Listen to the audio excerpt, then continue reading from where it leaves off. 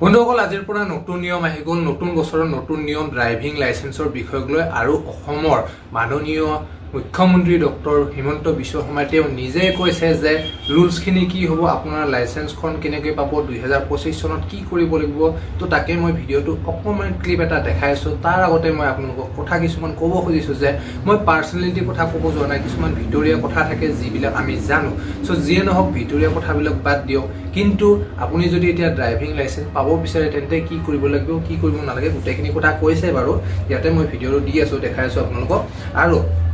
চাও এতিয়া আগতে আপুনি যি কৰিছিলে যি নকৰিছিলে হেতু বাদ দিও কিন্তু এতিয়া যদি আপুনি ড্ৰাইভিং লাইসেন্স পাব বিচাৰে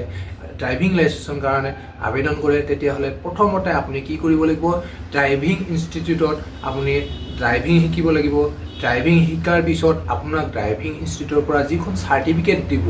সেই সাৰ্টিফিকেটখন দিয়াৰ পিছতহে আপুনি লাইসেন্স পাব নহলে যদি সেই সাৰ্টিফিকেটখন আপুনি নাপায় ড্ৰাইভিং ইনষ্টিটিউটৰ পৰা তেতিয়া হলে আপুনি লাইসেন্স নাপায় নতুন নিয়ম এনেকুৱা কৰি দিছে যিয়ে নহওক অসমত কেইবাৰ ঠাইতো 126 খন ঠাইত ড্ৰাইভিং ইনষ্টিটিউট বহাব তাৰ পৰা য'ত ড্ৰাইভিং ইনষ্টিটিউট বহাব তাৰ পৰাই কি কৰিব যিজন তাৰে প্ৰিন্সিপাল থাকিব মানে যিখিনি কাম দ্বিতীয় অফিচত হয় সেই কামখিনি দায়িত্বৰ য'ত ড্ৰাইভিং ইনষ্টিটিউট বহাব তাতে দি দিব আৰু তেৱেই আপোনাক ড্ৰাইভিং স্কুলত ড্ৰাইভিং টেষ্ট শিকাই পেলাই কমপ্লিট কৰি সাৰ্টিফিকেটখন দি পেলাই আৰু আপোনাৰ লাইসেন্সখনো উলিয়াই দিয়াৰ ব্যৱস্থা কৰি দিব আৰু আপুনি দ্বিতীয় অফিচত কোনো ধৰণৰ তাতে দৌৰাদৌৰি কৰিব নালাগে সো বন্ধুসকল ভিডিঅ'ৰ ক্লিপটো চাই লওক আপোনালোকে সৰুকে দেখাই দিছো যিটো কথা কৈছিলে মানে ৰুলছখিনি কেনেকুৱা কি হ'ব যেহেতু অসমৰ মাননীয় মুখ্যমন্ত্ৰী হিমন্ত বিশ্ব শৰ্মাই তেওঁ নিজে কৈছে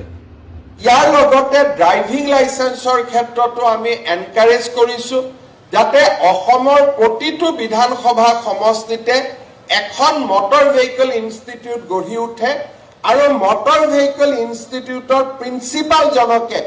আমি দ্বিতীয়জনৰ হৈ লাইসেন্স দিয়াৰ অধিকাৰ দিব খুজিছো আৰু ই নিবনুৱা লোককো কৰ্মসংস্থাপন দিব আৰু 126টা যদি আমি driving licence driving training centre গঢ়ি তুলিব পাৰো লাইসেন্সখনো তাৰ প্ৰিন্সিপাল জনে দিব তেতিয়া আমি লাইসেন্স ল'বৰ কাৰণেও দ্বিতীয় অফিচত আহিব নালাগে দ্বিতীয়ৰ পাৱাৰটো আমি সেই মটৰ ড্ৰাইভিং ইনষ্টিটিউটখনৰ প্ৰিন্সিপালক দিব খুজিছো যাতে লাইসেন্সটো প্ৰিন্সিপাল জনে দিব পাৰে আৰু মটৰ ড্ৰাইভিং ইনষ্টিটিউটখন ভাল কৰি চলি আছে নে নাই তাক চাবৰ কাৰণে পৰিবহণ বিভাগক আমি এটা ৰেগুলেটৰ কৰিব খুজিছো যাতে মাজে মাজে তেওঁলোকে সমীক্ষা কৰিব আৰু কোনোবাই যদি ট্ৰায়েল নোহোৱাকৈ লাইসেন্স দিছে নিশিকোৱাকৈ লাইসেন্স দিছে সেই ইনষ্টিটিউটখনৰ লাইসেন্স তেওঁলোকে কেনসেল কৰিব পাৰিব এই দিশটো আজি আমি আগবাঢ়ি গৈছো যাৰ ফলত পৰিবহণ নিগমৰ লগত জড়িত দুৰ্নীতি এক প্ৰকাৰ আমি আশা কৰিছো অহা এবছৰ বা 1.5 বছৰৰ ভিতৰত আমি সম্পূৰ্ণৰূপে নোহোৱা কৰিব পাৰিম ইয়াৰ লগতে ড্ৰাইভিং লাইসেন্সৰ ক্ষেত্ৰতো আমি এনকাৰেজ কৰিছো যাতে অসমৰ প্ৰতিটো বিধানসভা সমষ্টিতে এখন মটৰ ভেহিকল ইনষ্টিটিউট গঢ়ি উঠে আৰু মটৰ ভেহিকল ইনষ্টিটিউটৰ প্ৰিন্সিপাল জনকে আমি দ্বিতীয়জনৰ হৈ লাইসেন্স দিয়াৰ অধিকাৰ দিব খুজিছো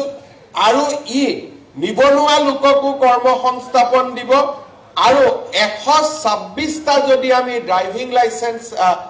ড্ৰাইভিং ট্ৰেইনিং সেন্টাৰ গঢ়ি তুলিব পাৰো লাইসেন্সখনো তাৰ প্ৰিন্সিপাল জনে দিব তেতিয়া আমি লাইসেন্স ল'বৰ কাৰণেও দ্বিতীয় অফিচত আহিব নালাগে দ্বিতীয়ৰ পাৱাৰটো আমি সেই মটৰ ড্ৰাইভিং ইনষ্টিটিউটখনৰ প্ৰিন্সিপালক দিব খুজিছো যাতে লাইসেন্সটো প্ৰিন্সিপাল জনে দিব পাৰে আৰু মটৰ ড্ৰাইভিং ইনষ্টিটিউটখন ভাল কৰি চলি আছে নে নাই তাক চাবৰ কাৰণে পৰিবহণ বিভাগক আমি এটা ৰেগুলেটৰ কৰিব খুজিছো যাতে মাজে মাজে তেওঁলোকে সমীক্ষা কৰিব আৰু কোনোবাই যদি ট্ৰায়েল নোহোৱাকৈ লাইসেন্স দিছে নিশিকোৱাকৈ লাইসেন্স দিছে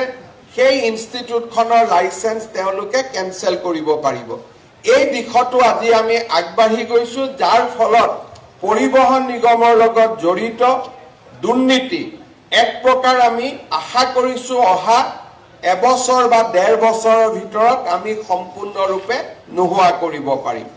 ইয়াৰ লগতে ড্ৰাইভিং লাইচেন্সৰ ক্ষেত্ৰতো আমি এনকাৰেজ কৰিছোঁ যাতে অসমৰ প্ৰতিটো বিধানসভা সমষ্টিতে এখন মটৰ ভেহিকল ইনষ্টিটিউট গঢ়ি উঠে আৰু মটৰ ভেহিকল ইনষ্টিটিউটৰ প্ৰিন্সিপালজনকে আমি দ্বিতীয়জনৰ হৈ লাইচেন্স দিয়াৰ অধিকাৰ দিব খুজিছোঁ আৰু ই নিবনুৱা লোককো কৰ্মসংস্থাপন দিব আৰু 126টা যদি আমি ড্ৰাইভিং ট্ৰেইনিং চেণ্টাৰ গঢ়ি তুলিব পাৰোঁ লাইচেন্সখনো তাৰ প্ৰিন্সিপালজনে দিব তেতিয়া আমি লাইচেন্স ল'বৰ কাৰণেও দ্বিতীয় অফিচত আহিব নালাগে দ্বিতীয়ৰ পাৱাৰটো আমি সেই মটৰ ড্ৰাইভিং ইনষ্টিটিউটখনৰ প্ৰিন্সিপালক দিব খুজিছোঁ যাতে লাইচেন্সটো প্ৰিন্সিপালজনে দিব পাৰে আৰু মটৰ ড্ৰাইভিং ইনষ্টিটিউটখন ভাল কৰি চলি আছেনে নাই তাক চাবৰ কাৰণে পৰিবহণ বিভাগক আমি এটা ৰেগুলেটৰ কৰিব খুজিছোঁ যাতে মাজে মাজে তেওঁলোকে সমীক্ষা কৰিব আৰু কোনোবাই যদি ট্ৰায়েল নোহোৱাকৈ লাইচেন্স দিছে নিশিকোৱাকৈ লাইচেন্স দিছে সেই ইনষ্টিটিউটখনৰ লাইচেন্স তেওঁলোকে কেনচেল কৰিব পাৰিব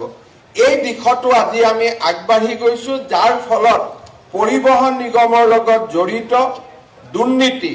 এক প্ৰকাৰ আমি আশা কৰিছোঁ অহা এবছৰ বা 1.5 বছৰৰ ভিতৰত আমি সম্পূৰ্ণৰূপে নোহোৱা কৰিব পাৰিম